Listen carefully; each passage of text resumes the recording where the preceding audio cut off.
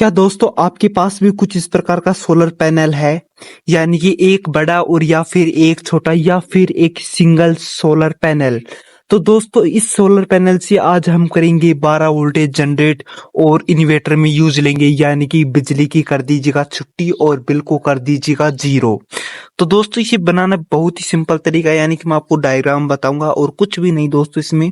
और ज्यादा वीडियो लंबा नहीं होगा, लेकिन वीडियो शुरू से लेकर एंड तक देखना, तभी आपको समझ में आएगा। तो मैं आज आपको बताऊंगा कुछ इस प्रकार का सोलर पैनल है और मेरे पास कुछ इस प्रकार का सोलर पैनल है और कुछ इस प्रकार का। तो दोस्तों पहले तो हम यहीं पर वोल्टेज कर लेते हैं कन्वर्ट, यानी कि कितनी वोल्टेज आ रही है दोस्तों अभी फिलहाल में यहीं पर। तो मैं मल्टीमीटर को कर लेता हूँ 20 वोल्टेज पर, डीसी 20 वोल्टेज पर, और अपना इस कनेक्शन को कर लेते हैं चेक इसमें कितनी वोल्टेज आ रही है। तो दोस्तों ये दे रहा है अपना 5.4 वोल्टेज, ये दे रहा है अपना ये बड़ा वाला सोलर पैनल। और अब चेक करते हैं इस छोटी वाली सोलर पैनल में ये कितनी पावर दे रहा है दोस्तों। मुझे तो लगता है दोस्तों ये इस बहुत ही ज्यादा कम दे रहा होगा, लेकिन चेक करने के बाद पता लगेगा कितनी वोल्टेज आ रही है दोस्तों। और दोस्तों ये लो, इसने तो इससे भी फाड़ के रख दिया, यानी कि 5.5 वोल्टेज आ रही है दोस्तों इसके इस छोटी सी दम्माल के अंदर।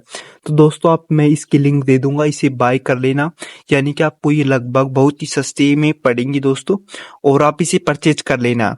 और रही बात इस बड़े वाले की, बड़े वाले में एम्पियर की मात्रा ज्यादा है, लेकिन इसमें एम्पियर की कम मात्रा है। लेकिन ये ठीक से यानी कि उपकरण को ठीक से चला पाएगा, लेकिन इसमें वोल्टेज तो ज्यादा है लेकिन एम्पियर बहुत ही कम है दोस्तों। लेकिन इसमें थोड़ी ज्यादा है क्योंकि इसमें सोलर पैनल ज्यादा लगे हुए हैं दोस्तों। तो दोस्तों वोल्टेज इंक्रीज करने का बहुत ही ज्यादा सही तरीका है। और अब हम यानी कि लगभग 13 वोल्टेज के करीबन ये वोल्टेज देगा, जिससे ये अच्छा इन्वर्टर वर्किंग करेगा दोस्तों। तो दोस्तों अब चलते हैं धूप में लेकर और वहां पर चेक करते हैं कि कितनी वोल्टेज आती है और हम वोल्टेज कैसे इंक्रीज कर सकते हैं दोस्तों। और दोस्तों अब हम आ गए हैं धूप के अंदर और अभी छोटे से सोलर पैनल की मात्रा चेक कर लेते हैं, वोल्टेज किसमें कितनी वोल्टेज आ रही है वो भी चेक कर लेते हैं दोस्तों। आप मल्टीमीटर में देखना कितनी वोल्टेज आती है। तो यहाँ पर आ गई 6 पॉइंट लगभग दोस्तों इंक्रीज हो रहे हैं वोल्टेज, और लगभग ये 6.7 वोल्टेज के करीबन है, और यानी कि इसके हो गई दोस्तों। और अब चेक कर लेते हैं इस वाले सोलर पैनल यानी कि बड़ा वाला कितनी पावर देगा दोस्तों।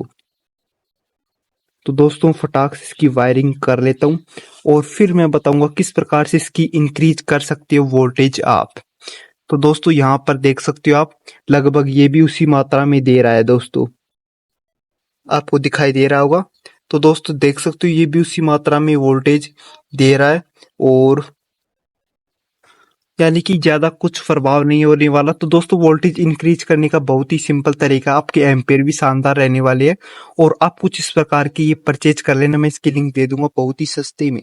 अगर आप 12 वोल्टेज से ज्यादा जनरेट करना चाहते हो अपनी इलेक्ट्रिसिटी, तो आप अपने अनुसार ये परचेज कर लेना है कि बहुत ही सस्ते आने वाले हैं। तो दोस्तों आपको करना क्या है, इसका पॉजिटिव लेना है और इस दूसरे वाले सोलर पैनल का नेगेटिव, और दोनों को कनेक्ट कर देना दोस्तों, इसका नेगेटिव इसका पॉजिटिव दोस्तों, यानी कि आपको श्रेणी क्रम में कनेक्ट कर देना है। और मैं यहाँ पर श्रेणी क्रम में कनेक्ट कर दिया हूँ। करने के बाद इसकी वोल्टेज दोस्तों इंक्रीज हो गई है, और मैं अब आपको दिखाऊंगा इसकी कितनी वोल्टेज आ रही है दोस्तों। यानी कि ये हो गई है दोस्तों, दोनों की पावर मिलकर कितनी पावर बनती है। और दोस्तों इन दोनों की पावर देख सकते हो लगभग 13 वोल्टेज के करीबन आ रही है, बहुत ही शानदार वोल्टेज आ रही है।